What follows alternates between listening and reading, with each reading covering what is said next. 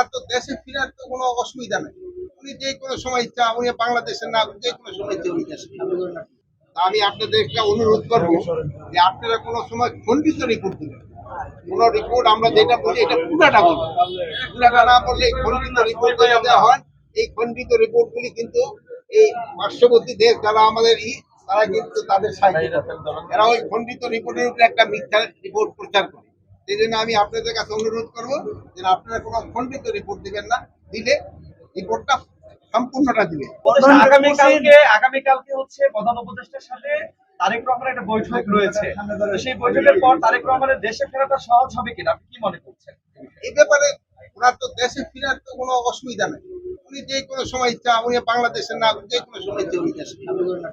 ওনারা যে সময় নিজেরে যে সময় উনি মনে করবেন উনি সেই সময় দেশে।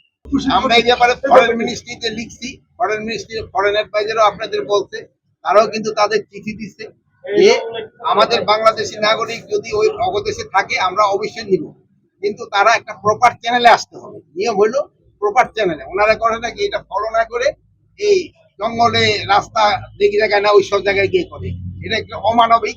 এই জন্য আমরা কিন্তু এটা শুধু আমাদের না, আমাদের যে অ্যাম্বাসেডার আছে, হাই কমিশনার আছে দিল্লি, তাকেও এটা বলা হয়েছে এবং ফরেনের বেজার এই ব্যাপারে আপনারা কিন্তু পৃথক জানেন যে আমাকে যে সব ইগুলি আছে তাদের সবার ক্ষেত্রে একটু টেস্ট করা হবে।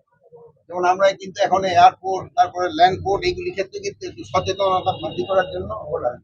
এই জন্য আগে কিন্তু নিজেকে আপনাকে সচেতন হইতে চায়।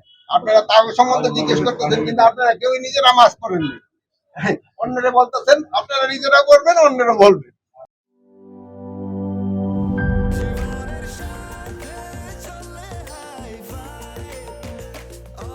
স্বাস্থ্যকর অল টাইম, সব সময় অল টাইম হেলদি লাইফ।